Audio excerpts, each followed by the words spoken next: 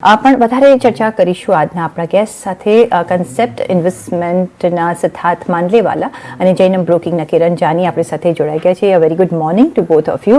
Siddharth, good morning. આપની પાસેથી જાણવા માંગીએ ખાસ કરીને માર્કેટ પર આજે એક્સપાયરીના દિવસે એક યુએસના માર્કેટની ગ્લોબલ ફેક્ટર્સની વાત કરીએ તો મજબૂત જોબ ડેટા, પીએમઆઈ એના આંકડા આગળ જુઓ તો બધી રીતે મજબૂત છે, જે નથી સારું માર્કેટ માટે. ઇનફેક્ટ ક્રૂડ તરફથી જે સંકેત મળી રહ્યા છે, પ્રોડક્શન કાપનો જે નિર્ણય આવ્યો છે એને લીધે ઉછાળો જોઈ રહ્યા છે, તો બધા ફેક્ટર્સ આજે તમને કઈ રીતે લાગે છે એક્સપાયરી પર અસર કરશે અને લેવલ્સ ક્યાં જોઈ રહ્યા છો તમે?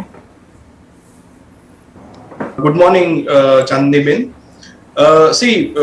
અત્યારે world is going through a storm અને એટલી બધી વોલેટિલિટી છે અને ડેઈલી કઈ ને કઈ ન્યૂઝ આવતા રહી છે. ફેડરલ રિઝર્વના પોવેલ કઈ કહેતા હોય છે, આરબીઆઈ ગવર્નરે પણ અત્યારે જે રિસન્ટ ડેટા આપણને મળ્યો એમાં મને એક પોઝિટિવ વસ્તુ એ લાગી કે second half of this fiscal year એમણે પ્રોજેક્શન વધાર્યા. એટલે આગળ અનુમાન હતું લગભગ 4.1% જીડીપી ગ્રોથનું, તે હવે 4.6% એમણે કર્યું. એટલે ટોટલ આપણે ઓવરઓલ જોઈએ તો આપણે 7.2 થી 7% નું પ્રોજેક્શન કર્યું, એટલે ઘટાડ્યું આખા વર્ષ માટે. કારણ કે Q1 માં એક્સપેક્ટેશન 16.1% હતું, તેની સામે આવ્યું ખાલી 13% જીડીપી ગ્રોથ. પણ એનો મતલબ એ છે કે second half would be much better than what was expected by markets. એટલે આ એક પોઝિટિવ વસ્તુ છે. બીજી જે તમે પીએમઆઈ ડેટાની વાત કરી તો અગેન ઇન્ડિયાની જો હું વાત કરું તો મેન્યુફેક્ચરિંગ જે પીએમઆઈ નો 55% આવ્યો, 55.1%, અગેન એ પણ બહુ પોઝિટિવ વસ્તુ છે. એટલે અત્યારે આપણી Indian market is waiting for the dust to settle અને સ્ટોર્મ ટુ સેટલ. એકવાર આ સ્ટોર્મ જરાક શાંત પડશે પછી રેશનાલિટી આવશે, અને રેશનાલિટી જ્યારે આવે ત્યારે મને એવું લાગે છે કે એફઆઈઆઈઝ અને ઇવન આપણા જે ઇન્વેસ્ટર્સ, ડોમેસ્ટિક ઇન્વેસ્ટર જે અમુક સાઇડલાઇન પર બેઠા છે, કેશ લઈને બેઠા છે, એ લોકો પાછા માર્કેટમાં એન્ટર થશે. અને એટલે આપણે આ વર્ષે પણ જોઈએ યર ટુ ડેટ રિટર્ન્સ હું ચેક કરતો હતો તો આપણે ખાલી 2-2.5% જ ડાઉન છે. જ્યારે એની સામે તમે ડાઉ જોન્સ જો, નાસ્ડાક જો તો it is down between 25% to 30%. એટલે આ બધું બતાવી રહ્યું છે કે ઇન્ડિયા એક રેઝિલિયન્ટ માર્કેટ છે અને ઇન્ડિયા ઇઝ વેઇટિંગ કે આ સ્ટોર્મ સેટલ થાય અને પાછું નવા હાઈ તરફ આપણે આગળ વધીએ. એટલે I am pretty bullish on the market. મને એવું લાગે છે કે આ સ્ટોર્મને આપણે ઝેલી લઈશું અને આપણે અહીંયાથી સારું જ કરીશું. આજની વાત કરીએ ઇન્ટ્રાડેની તો હું બહુ શોર્ટ ટર્મ જોતો નથી માર્કેટની, એટલે હું બરાબર કહી નહીં શકીશ, એટલે હું એ વસ્તુથી દૂર રહીશ. સિદ્ધાર્થજી, બરાબર કહ્યું. એઝ લોંગ એઝ આપણને સ્ટોર્મ હિટ નથી થતું, we are good to go. અને જો પાસ બાય થઈ જાય છે તો આપણે ઓફકોર્સ તરી જઈશું ને એ જ અત્યારના આપણને ફીચર્સ આપણા માર્કેટ્સમાં દેખાઈ રહ્યા છે, એ જ મૂડ માર્કેટનો પણ દેખાઈ રહ્યો છે. અને જે રીતે તમે કહ્યું કે રેઝિલિયન્ટ છે આપણા માર્કેટ્સ, અને એ આપણે જોયું છે કે કઈ રીતે આપણે એફઆઈઆઈઝ વગર પણ આપણે આગળ વધી રહ્યા છીએ, કારણ કે આપણા બેઝસ જે છે એ એક સ્ટ્રોંગ બની ગયા છે. પછી આપનું સ્વાગત છે અને સીધા આવે જઈશું આપણે દર્શકોના સવાલો પર. અને જે પહેલો સવાલ આવી રહ્યો છે સિદ્ધાર્થ, પ્રતીક દરજીનો આવી રહ્યો છે. અત્યારે એમને જે કન્ફ્યુઝન છે કે કયા સેક્ટર્સમાં આપણે હવે ઇન્વેસ્ટ કરવું જોઈએ, કારણ કે આપણે અમુક સેક્ટર્સમાં જોયું છે કે વેલ્યુએશન ઘણા હાઈ છે અને અમુક સેક્ટર્સ થોડા કરેક્શનમાં આવી ગયા છે, અને કઈ રીતે જે આ વોલેટાઇલ માર્કેટ છે તો કઈ રીતે ઇન્વેસ્ટ કરવું જોઈએ. આઈ થિંક પ્રતીકજીનો જ નહીં પણ ઘણા બધા આપણા દર્શકોનો એ સવાલ હશે. તો કયા સેક્ટર્સ તમે રેકમેન્ડ કરશો આગળ જતા? સૌથી ઇમ્પોર્ટન્ટ વસ્તુ જે ઇન્ડિયામાં અત્યારે થઈ રહી છે અને આપણે બધા એની વચ્ચે છે તે છે આપણી પર કેપિટા ઇન્કમ $2,000 ને ઓળંગી ગઈ છે. અને હું તમને થોડા ડેટા આપું કે આ જ પર કેપિટા ઇન્કમ રશિયામાં 2001માં પાર કરેલી હતી અને ચાઇનામાં 2006માં પાર કરેલી હતી. અને પછી જોવામાં આવેલું હતું કે ત્યાં ડિસ્ક્રિશનરી કન્ઝમ્પશન કે પછી એસ્પિરેશનલ કન્ઝમ્પશન, જે આપણા ડ્રીમ્સ વાળી વસ્તુઓ હોય છે, એનું કન્ઝમ્પશન બહુ ફાસ્ટ વધેલું હતું. એટલે સપોઝ બેઝિક કન્ઝમ્પશનનો ગ્રોથ 10-12% રહ્યો હશે તો એની સામે ડિસ્ક્રિશનરી કન્ઝમ્પશનનો ગ્રોથ 25 થી 30% થઈ ગયો હતો. અને મલ્ટીપ્લાયર ઇફેક્ટ એની જોવામાં આવી હતી. અને એ જ રીતે એના સ્ટોક પ્રાઇસીસ, એવા સ્ટોક્સ કે જે ડિસ્ક્રિશનરી કન્ઝમ્પશનમાં હોય એ બધા સ્ટોકે બહુ સારું રિટર્ન આપેલું હતું. એટલે એક્ઝામ્પલ આપું કે ચાઇનામાં માઉટાઈ કરીને એક લીકરની કંપની છે, તો એ ત્યાંથી 2006 થી અત્યાર સુધીમાં it is more than 100 times વધી ગઈ છે.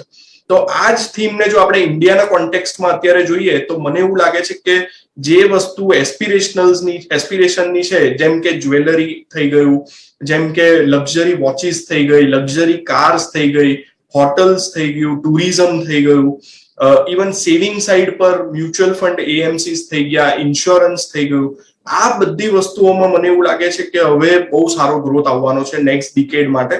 એટલે આ સેક્ટર પર ખાસ ફોકસ કરવું જોઈએ, discretionary consumption.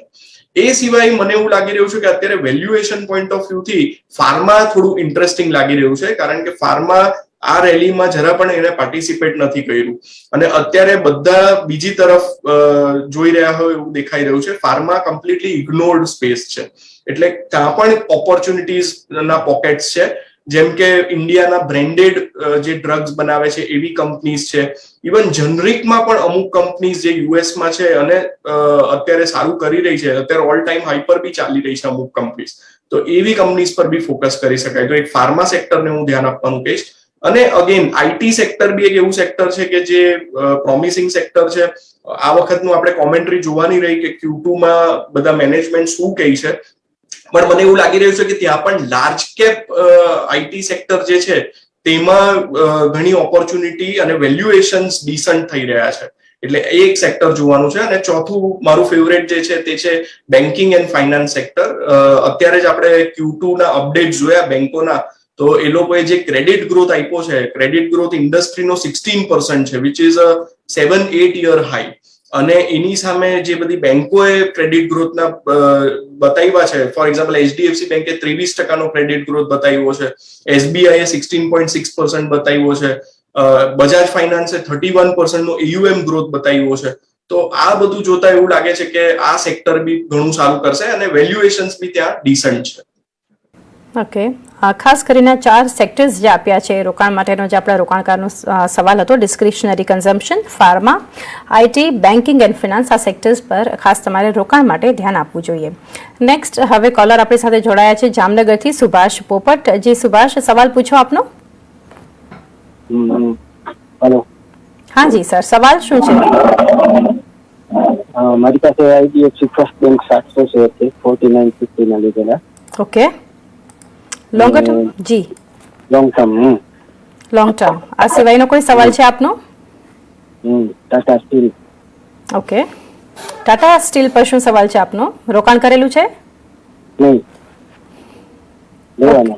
Okay, fresh entry માટે તો IDFC ફર્સ્ટ બેંક અને ટાટા સ્ટીલ. તો સૌથી પહેલા તો IDFC ફર્સ્ટ બેંક પર લોંગર ટર્મ વ્યૂ છે, એટલા માટે સિદ્ધાર્થ આપને પૂછી, જે રીતે બેન્કિંગ કાઉન્ટ્રીઝની તો તમે વાત કરી છે, Q2 અપડેટ જે રીતે આવી રહી છે એક પ્રોમિસિંગ, પરંતુ IDFC ફર્સ્ટ બેંક પર્ટિક્યુલરલી આ કાઉન્ટર પર તમારો શું મત બની રહ્યો છે? બહુ ઓછી સ્મોલ બેંક્સ એવી છે કે જે બહુ એફિશિયન્ટ છે અને બહુ સારું કરી રહી છે, અને એમાંની one of the bank is IDFC first. હું તમને કહું, આ વખતનો જે એ લોકોનો ક્વાર્ટરલી અપડેટ આવ્યો એમાં એ લોકોએ 27% ક્રેડિટ ગ્રોથ બતાવ્યો છે. એટલે ખૂબ જ સરસ વસ્તુ એ કહેવાય કે જ્યારે ઇન્ડસ્ટ્રી 16% થી ગ્રોથ થતી હોય તો આ કંપની 27% થી ગ્રો થઈ રહી છે. બીજું, એ લોકોની અંડર રાઇટિંગ પ્રોસેસ બી હવે એવી છે, અને વૈદ્યનાથન જે એમના MD છે એમણે કીધું છે કે અમારું ફોકસ હવે રિટેલ પર જ રહેવાનું છે. એટલે આગળ જે એ લોકોની લીગસી બુક હતી, જેમાં ઇન્ફ્રાસ્ટ્રક્ચર અને એવા સેક્ટર્સમાં પૈસા લેન્ડ કરેલા કે જ્યાં એ લોકોને ઘણા NPA ના પ્રોબ્લેમ થયા હતા, એ બધું હવે લીગસી પતી રહી છે. અને એની સામે ફ્રેશ લેન્ડિંગ જે એ લોકોએ રિટેલ સાઇડ પર કર્યું છે તે બહુ પ્રોમિસિંગ છે, ને એમાં અંડરરાઇટિંગ પ્રોસેસ બી બહુ સરસ છે. એ લોકોએ 10 ચેકલિસ્ટ બનાવેલા છે કે પહેલું આ, બીજું આ, એક પાર કરે પછી જ એ લોકો લોન કોઈ પણ ડિસ્પર્સ કરતા હોય છે. તો એ જોતા મને એવું લાગે છે કે આ બેંક ખૂબ જ પ્રોમિસિંગ છે. વેલ્યુએશન્સ બી ચીપ છે, એટલે અહીંયાથી, અને હવે સ્ટોક પ્રાઇસમાં પણ આપણને રિએક્શન દેખાઈ રહી છે, અપસાઇડ મુવમેન્ટ દેખાઈ રહી છે. એટલે મને લાગે છે આ બેંક ડેફિનેટલી એ ભાઈ પાસે છે તો હોલ્ડ કરવું જોઈએ, અને અગેન કરેક્શન આવે તો એમાં વધારે અક્યુમ્યુલેટ બી કરી શકાય છે. ઓકે, તો IDFC ફર્સ્ટ બેંકમાં તમે વધારે અક્યુમ્યુલેટ કરી શકો છો, પણ અત્યાર માટે જે તમારી પાસે કાઉન્ટર્સ છે એ તમે હોલ્ડ કરી શકો છો. નેક્સ્ટ સવાલ માટે આપણી સાથે દર્શક મિત્ર જોડાઈ ગયા છે પરિમલ રાવલ અમદાવાદથી. જી સર, સવાલ પૂછો આપનો. સર ટાટા સ્ટીલ હોલ્ડ કે સેલ? કેટલો વખત તમે હોલ્ડ કરશો? મારું લોંગ ટર્મ. ઓકે, અને બીજું બી કોઈ કાઉન્ટર છે? બીજું છે TCS. હા, એમાં પણ લોંગ ટર્મ છે તમારે? બોલો બોલો. મારે નથી બોલવાનું, તમારે બોલવાનું છે. લોંગ ટર્મ છે એમાં તમારો વ્યૂ? હા, બંને લોંગ ટર્મ માટેનો. All right Parimalbhai. બે કાઉન્ટર્સ TCS અને ટાટા સ્ટીલ ખરીદી TCS માં 3058ની સિદ્ધાર્થજી અને ટાટા સ્ટીલ 104 રૂપિયાની. શું કરવું જોઈએ, કે શું વ્યૂ છે આપનો? પહેલા તો મને ખૂબ જ ગમ્યું કે અત્યારે જે બે ઇન્વેસ્ટરો આવ્યા તે લોંગ ટર્મ વિચારે છે અને ઇન્ડિયામાં વેલ્થ ક્રિએશન લોંગ ટર્મમાં થઈ છે. હું એક સિમ્પલ દાખલો આપું તમને કે સેન્સેક્સ 1983 માં 100 હતો અને 100 નો આપણે અત્યારે 60,000 ની પાસે છે, એટલે 600 ટાઈમ્સ રિટર્ન બન્યું છે. એટલે જે ઇન્વેસ્ટર પેશન્ટલી બેઠો છે એને પૈસા બનાવ્યા જ છે માર્કેટમાં. એટલે heads of two both the investors, એમણે મને લોંગ ટર્મ માટેના સવાલો કર્યા. હવે કમિંગ ટુ ટાટા સ્ટીલ, તો ટાટા સ્ટીલમાં મારો એવો મત છે કે આ એક સિક્લિકલ કંપની છે પણ લોએસ્ટ કોસ્ટ પ્રોડ્યુસર કંપની છે. એટલે જ્યારે પણ સ્ટીલ સાયકલ તકલીફમાં મુકાય છે ત્યારે સૌથી ખરાબમાં ખરાબ સિનેરિયો થાય છે ત્યારે પણ આ કંપની સર્વાઈવ થઈ જાય છે, બચી જાય છે. અને એની હિસ્ટ્રી છે, આ કંપની તો મોર દેન 100 યર્સ જૂની કંપની છે. ટાટાના સ્ટેબલમાંથી આ કંપની આવેલી છે અને હવે વધારે એફિશિયન્ટ પણ બની રહી છે. એ લોકો પાસે પોતાના આયર્ન ઓર માઇન્સ પણ છે. એટલે આ બધું ઓવરઓલ કોન્ટેક્સમાં જોતા ટાટા સ્ટીલ લોંગ ટર્મ માટે હોલ્ડ કરી શકાય, કારણ કે સ્ટીલ સાયકલ બહુ ખરાબ ફેઝમાંથી ગઈ હતી અને છેલ્લા 2 વર્ષથી એ સાયકલ રિવાઇવ થઈ છે. એટલે અહીંયાથી એમનો લોંગ ટર્મ વ્યૂ છે, તો આઈ વિલ સે કે Tata steel is a hold. અને બીજો TCS ની વાત કરી તો અગેન આ બી ટાટાની જ કંપની છે, લીડિંગ IT કંપની છે, ઇન્ડિયામાં લીડર છે. પણ જ્યારે આપણે ઓવરઓલ વર્લ્ડના કોન્ટેક્સ્ટમાં IT સર્વિસીસને જોઈએ તો TCS has a market share of just 1.5%. અને ઇન્ડિયાનું એક આર્બિટ્રાજ એડવાન્ટેજ પણ છે કે આ ઇન્ડિયામાં લો કોસ્ટ સેલરી થી કામ થઈ શકે છે, ઓફશોરમાં બહુ સારું કામ થાય છે IT સેક્ટરમાં. અને TCS again best margin in the industry છે, સૌથી હાઈએસ્ટ માર્જિન એ લોકો ગાર્નર કરી શકે છે. અને હવે તો અત્યારે થોડી હેડવિન્ડ્સ છે બીકોઝ ઓફ US અને UK, યુરોપિયન કન્ટ્રીઝ થોડા સ્લો ડાઉન થાય એવું દેખાઈ રહ્યું છે. પણ મારું એવો મત છે કે પોસ્ટ કોવિડ IT સેક્ટરમાં સ્પેન્ડિંગ કટ જે બધા ધારે છે એટલું નહીં થશે. અને હવે આ IT એવી વસ્તુ થઈ ગઈ છે કે જે ઇનએવિટેબલ છે, લોકોએ કરવું જ પડશે. બલકે હું તો એવું માનું છું રિસેશન આવે ત્યારે વધારે સ્પેન્ડિંગ કરવું પડશે સર્વાઈવ થવા માટે, થ્રાઇવ થવા માટે. એટલે મારું એવું માનવું છે કે આ વખતની કોમેન્ટ્રી બી આપણે જોવાની રહી, થોડું ઘણું સેટબેક આવશે પણ એની સામે અમુક એડવાન્ટેજીસ બી એ લોકોને થશે. ફોર એક્ઝામ્પલ, એ લોકોને જે એટ્રિશનનો પ્રોબ્લેમ હતો તે હવે લગભગ નીકળવા માંડ્યો છે અને એના લીધે અગેન માર્જિન ઇમ્પ્રુવ થશે.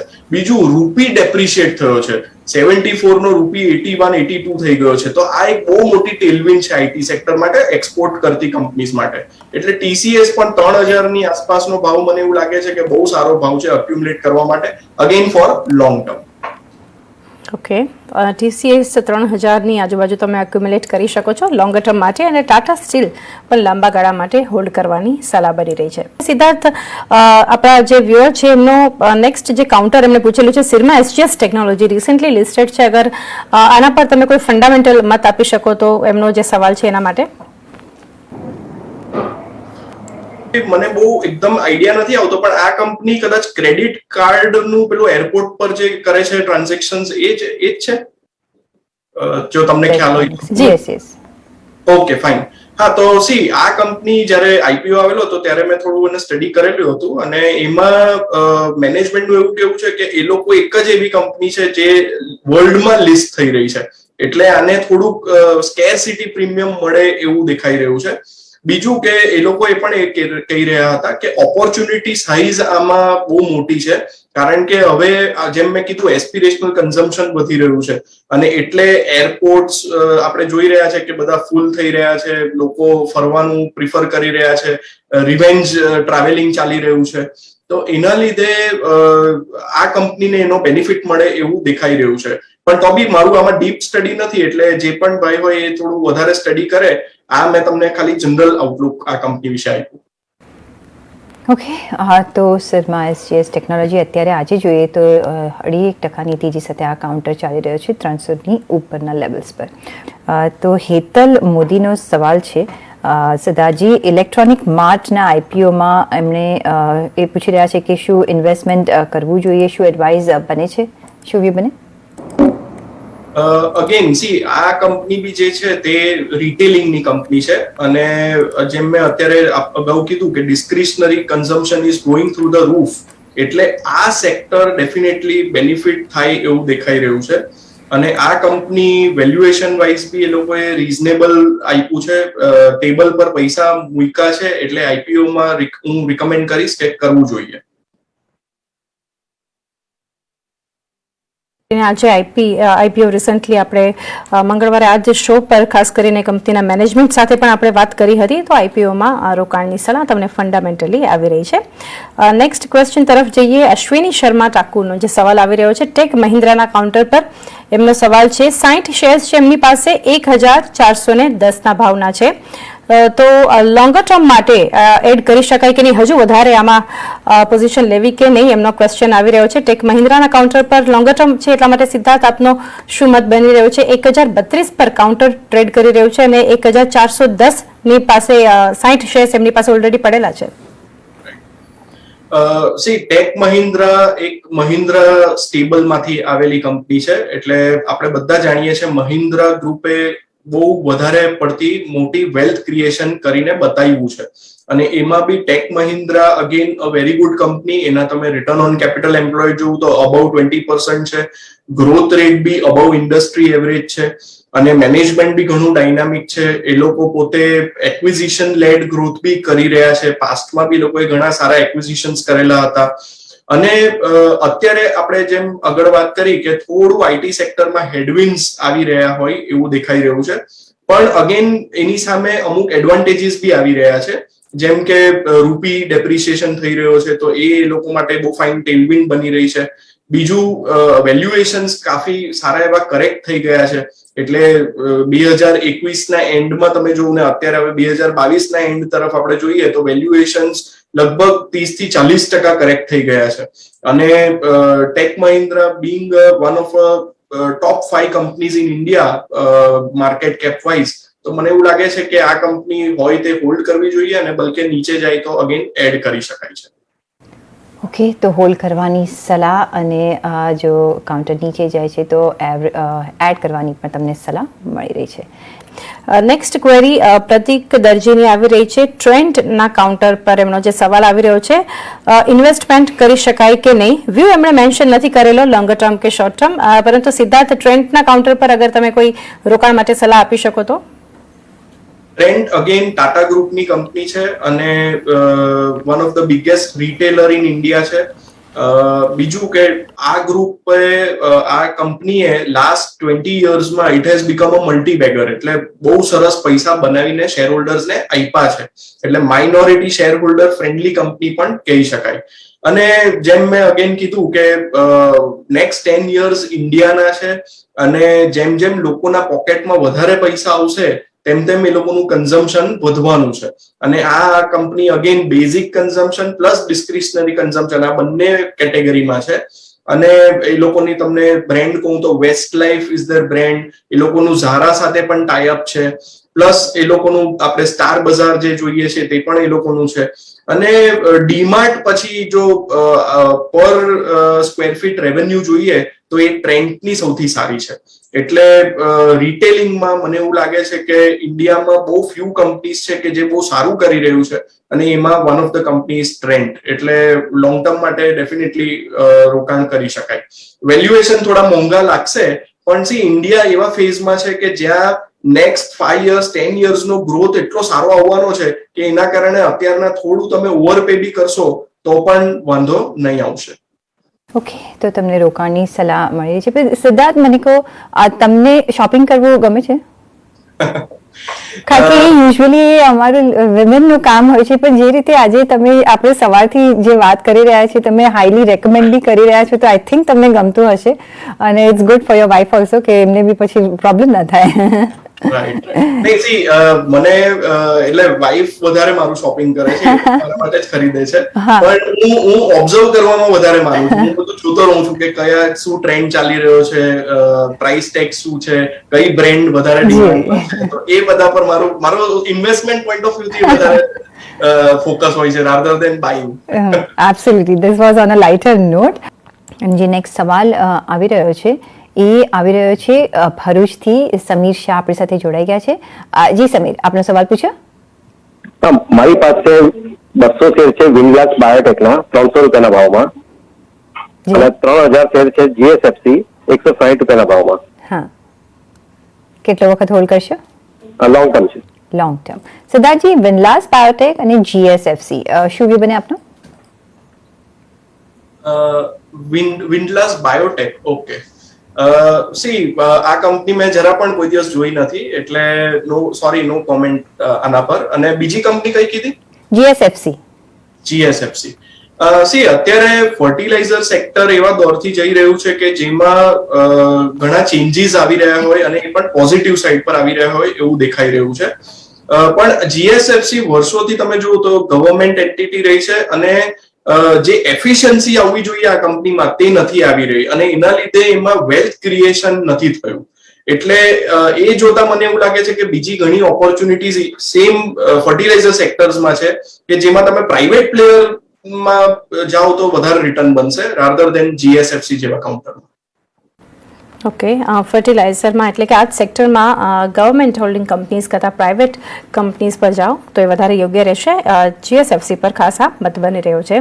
નેક્સ્ટ સવાલ માટે સિદ્ધાર્થજી, આપણે ઘણી બધી વાત કરી છે કન્ઝ્યુમર, આપણે જે ડિસ્ક્રિમિનેશનરી સ્પેન્ડિંગ હોય કે કાઉન્ટર્સ હોય, ગોદરેજ કન્ઝ્યુમર્સના આપણે આજે એક બિઝનેસ અપડેટ આવતા જોવા મળી છે પણ એ બહુ એન્કરેજિંગ નથી લાગતી.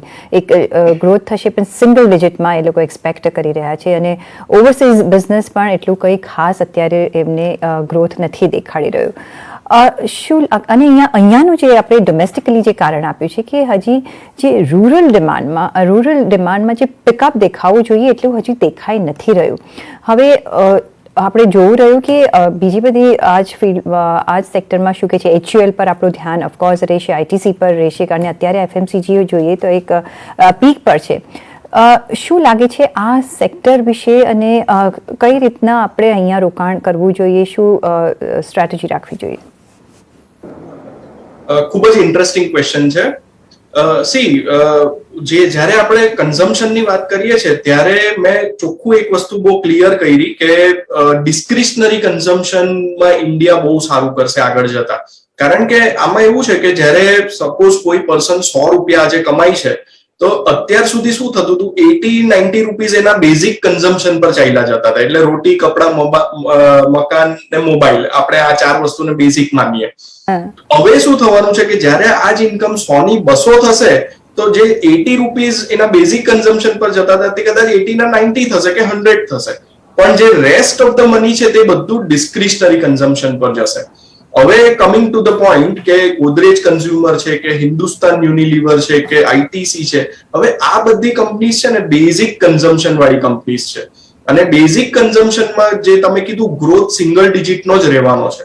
એટલે ત્યાં આપણે એવી પોઝિશન કરવી જોઈએ આપણા પોર્ટફોલિયોમાં કે જ્યાં આપણે આપણા અમુક પૈસાને થોડા ડિફેન્સિવ સેક્ટરમાં રાખવા છે તો બેઝિક કન્ઝમ્પશન એ ડિફેન્સિવ સેક્ટર તરીકે આપણે વિચારી શકાય અને એ રીતનું એનું એલોકેશન આપવું જોઈએ. અહીંયા આપણે વેલ્થ ક્રિએશન કદાચ એટલી ફાસ્ટ નહીં થશે જે આપણે ડિસ્ક્રિશનરી કન્ઝમ્પશનમાં વેલ્થ ક્રિએશન થશે તેવું બેઝિક કન્ઝમ્પશનમાં નથી થવાનું. પણ જ્યારે માર્કેટ કે વર્લ્ડ ટર્મોઇલથી જતું હશે અને સ્ટોર્મથી જતું હશે ત્યારે આ જ સેક્ટર તમને ડિફેન્સિવ તરીકે બચાવશે. એટલે એઝ અ ઇન્વેસ્ટર આનો આપણા પોર્ટફોલિયોમાં ચોક્કસ એક એલોકેશન હોવું જોઈએ પણ એ સ્મોલ એલોકેશન હોવું જોઈએ. હવે કમિંગ ટુ ગોદરેજ કન્ઝ્યુમર, આ કંપની અગેન બહુ સરસ કંપની છે. ગોદરેજ ગ્રુપ આપણે બધા જાણીએ છીએ વેલ્થ ક્રિએટિંગ ગ્રુપ રહ્યું છે, કોર્પોરેટ ગવર્નન્સ બેસ્ટ રહ્યા છે આ કંપનીઝના. પણ જે તમે કીધું કે અત્યારે રૂરલ ડિમાન્ડ થોડી તકલીફમાં છે, ઇવન જે લોકોની પર કેપિટા ઇન્કમ બહુ હાઈ નથી ઇન્ડિયામાં, એટલે લોઅર મિડલ ક્લાસ આપણે મૂકીએ કે પુઅર ફેમિલીઝ મૂકીએ, એ લોકોને ઇન્ફ્લેશન નડી રહ્યું છે. એટલે એ કંપનીઝ અગેન નથી સારું કરી રહ્યું અને એની સામે જે હાયર મિડલ ક્લાસ વાળી કન્ઝમ્પશન આઇટમ્સ છે એ લોકો બહુ જ સારું કરી રહ્યા છે. એટલે હું તમને એક બીજો એક્ઝામ્પલ આપું, રિલેક્સો ફૂટવેર અને મેટ્રો બ્રેન્ડ્સ. રિલેક્સો ફૂટવેર છે તે માસ પ્રોડક્ટ છે અને મેટ્રો બ્રેન્ડ્સ છે તે પ્રીમિયમ પ્રોડક્ટ છે. તો તમે જોશો તો મેટ્રો ઇઝ ગ્રોઈંગ એટ 30-35% અને Relaxo is not growing at all, કારણ કે અત્યારે એને આ હેડવિન્ડ્સ નડી રહી છે. એટલે અત્યારે ઇન્ડિયામાં આ ટાઈપનો સિનેરિયો છે. ઓકે, આ ખાસ કરીને જે ફંડામેન્ટલ ઘણી સારી રીતે સિદ્ધાર્થે સમજાવ્યું છે, તો આ તમારે ખાસ ધ્યાનમાં રાખવું જોઈએ. નેક્સ્ટ સમય ઓછો છે એટલે હવે ક્વિક કોલર આપણી સાથે જોડાઈ ગયા છે, તો સવાલ લઈ લઈએ. મુંબઈથી હિના શુક્લા. હિના, શું સવાલ છે આપનો? સી મારી પાસે રાલીઝ ઇન્ડિયા છે બેન, લગભગ 1200 શેર છે અને મેં એને 370 માં થોડા લીધા છે અને બાકીના નીચે 200 માં લીધા છે. ઓકે, તો કંપની તો સારી છે પણ દે આર નોટ પરફોર્મિંગ. ટાટાની બ્રાન્ડ છે પણ પરફોર્મન્સ આવતું નથી. તો શું વ્યૂ છે તમારો? Long I am holding, I can hold for 5 years plus. 5 years plus, problem નથી. હા, અને બીજું મહેન્દ્ર સીઆઈ છે મારી પાસે, એને 290 માં લીધા છે. ઓકે, 500 શેર છે અને એ મારે એ બી 5 વર્ષ પ્લસ જ હોલ્ડ કરી રાખીશ. પણ એડ કરવા છે તો કરવાના કે નહીં કરવાના? ઓકે. રેલિસ ઇન્ડિયા અને મહિન્દ્રા સીઆઈ. સિદ્ધાર્થ, એક રિક્વેસ્ટ છે, થોડા ક્વિક આન્સર્સ આપીએ કારણ કે સમય ઘણો ઓછો છે. આ બંને કાઉન્ટર્સ પર શું સલાહ? સી રેલિસ ઇન્ડિયા જેમ બેને કીધું કે ડિસઅપોઇન્ટિંગ રહ્યું છે. ઇવન ધો ટાટા ગ્રુપની આ કંપની છે પણ જે રીતે એફિશિયન્સી બતાવવી જોઈએ અને જે રીતે ગ્રોથ આવવો જોઈએ તે નથી આવી રહ્યો. એટલે હું બેનને કહીશ કે જો તમે બહુ પેશન્સ રાખી હોય અને હવે તમારી પેશન્સ ખૂટતી હોય તો you can exit this counter અને કદાચ કોઈ બીજી કંપનીમાં એન્ટર થઈ જાઓ. ઇવન ટાટા ગ્રુપમાં બહુ બધી સારી કંપનીઝ છે કે જ્યાં ગ્રોથ પણ છે અને રિટર્ન ઓન કેપિટલ એમ્પ્લોયડ બી ઘણું હાઈ છે. તો એ મારી સલાહ રહેશે. અને Mahindra CMI again very good company. Automobile sector overall last 3-4 યર્સથી ટફ ફેઝમાંથી જઈ રહ્યું હતું અને અત્યારે હવે એમાં રિવાઇવલ આવી રહ્યું હોય એવું લાગી રહ્યું છે. એટલે ધીસ કંપની શુડ ડુ વેલ. એટલે આ કંપની હું હોલ્ડ કરવાનું કહીશ. તો મહિન્દ્ર સીઆઈ ઓટોમેટિવ તમારે હોલ્ડ કરવાની તમને સલાહ મળી રહી છે. તો એ સાથે જ રજા લેવાનો સમય થઈ ગયો છે. તો સિદ્ધાર્થજી, આપના કોઈ ડિસ્ક્લોઝર્સ? ડિસ્ક્લોઝરમાં ટીસીએસ અમે હોલ્ડ કરીએ છીએ. ડિસ્ક્રિશનરી કન્ઝમ્પશનના જે બધા સ્ટોક્સ વાત કરી લગભગ બધા અમે હોલ્ડ કરીએ છીએ. ઓલરાઈટ.